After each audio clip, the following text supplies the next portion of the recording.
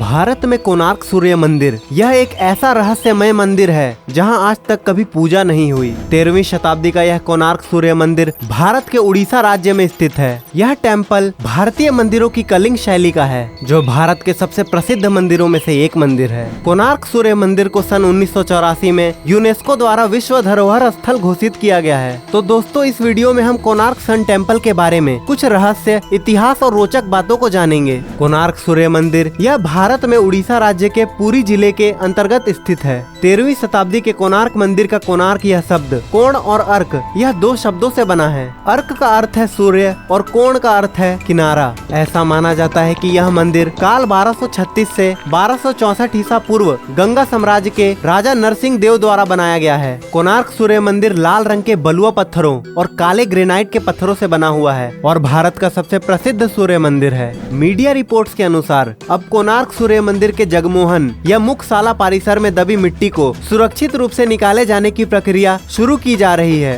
भारतीय पुरातत्व सर्वेक्षण इस खास मंदिर से उस मिट्टी को निकालने का प्लान बना रहा है जो करीब 118 साल पहले अंग्रेजों ने इसे गिरने से बचाने के लिए भर दिया था। अगर मिट्टी को निकाल दिया जाता है तो 100 से भी ज्यादा साल बाद इस मंदिर के जगमोहन परिसर को खोल दिया जाएगा। कलिंग शैली में इस सूर्य मंदिर को भगवान सूर्य देव के रथ के आकार में बनाया गया है, जिसमें एक जैसे पत्थर के 24 पहिए और 7 घोड़े बनाए गए हैं, लेकिन आज 7 घोड़ों में से एक ही घोड़ा बचा हुआ है। इस मंदिर के प्रवेश द्वार पर 2 सिंह हाथियों पर होते हुए दिखाए गए हैं, जो रक्षात्मक मुद्रा में नजर आते हैं। इसके प्रवेश द्वार पर नाट्य मंदिर है, जहां नर्तकियां भगवान को अर्पण करने के लिए नृत्य करती हैं। कोणार्क सूर्य मंदिर 3 मंडलों में बना हुआ है और इसमें से 2 मंडल ढक चुके हैं, लेकिन तीसरे मंडल में जहाँ मूर्ति थी वहाँ अंग्रेजों ने भारतीय स्वतंत्रता से पहले ही रेत और पत्थर भरवाकर सभी द्वारों को बंद कर दिया, क्योंकि वह मंदिर और क्षतिग्रस्त न हो पाए। इस मंदिर में भगवान सूर्य देव की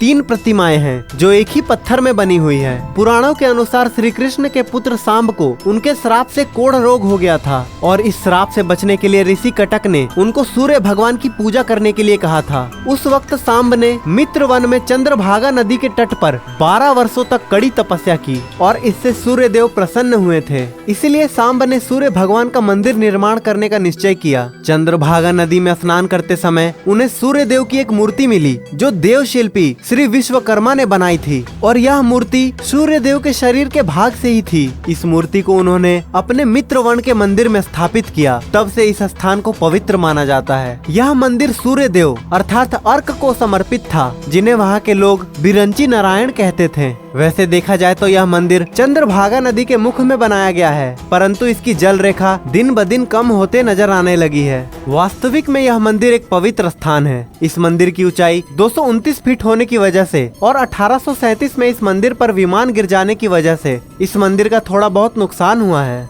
इस मंदिर में 128 फीट लंबा एक जगमोहन हॉल है और इसकी खास बात यह है कि वो हॉल आज भी जैसा का वैसा ही है। आज की स्थिति में इस मंदिर में और भी कुछ हॉल है, जिसमें नाट्य मंदिर और भोग मंडप है। इस मंदिर के आसपास एक महादेवी मंदिर है और दूसरा वैष्णव समुदाय का। यह 2 मंदिर पाए गए हैं। ऐसा माना जाता है कि महादेवी मंदिर यह सूर्य भगवान की पत्नी का मंदिर है और वो कोणार्क मंदिर के प्रवेश द्वार के दक्षिण में है। दूसरा मंदिर वैष्णव समुदाय का, जिसमें बलराम, वराह और त्रिविक्रम की मूर्तियाँ स्थापित की गई हैं और इसलिए इस मंदिर को वैष्णव मंदिर भी कहा जाता है। लेकिन इन दोनों ही मंदिर की मूर्तियां गायब हैं। ऐसा माना जाता है कि कई कथाओं के अनुसार इस मंदिर के शिखर पर एक चुंबकीय पत्थर लगा है और इसके प्रभाव से कोणार्क के समुद्र से गुजरने वाले सागर पोत इस ओर खींचे चले आने की वजह से उन्हें भारी क्षति होती है। लेकिन अन्य कथाओं के अनुसार इस पत्थर के कारण पोतों के चुंबकीय दिशा में निरूपण यंत्र सही दिशा नहीं बताते। इसी वजह से पोतों को बचाने हेतु नाविक इस चुंबकीय पत्थर को निकाल कर ले गए। यह पत्थर एक केंद्रीय शिला का काम करता था, जिससे मंदिर की दीवारों के सभी पत्थर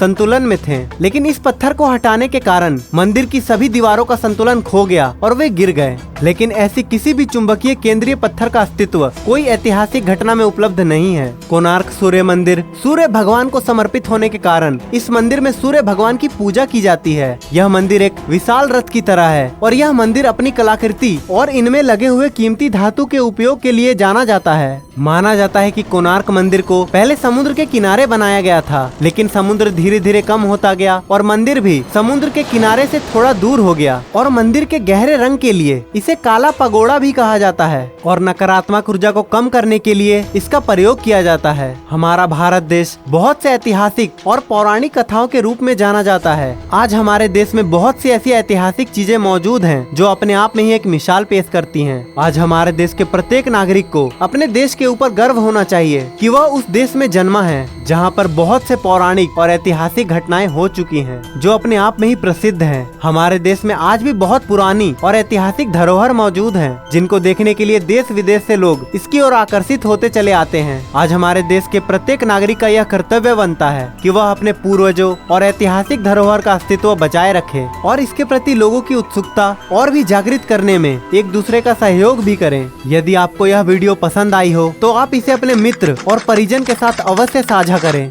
जल्द ही मिलेंगे एक नई वीडियो में।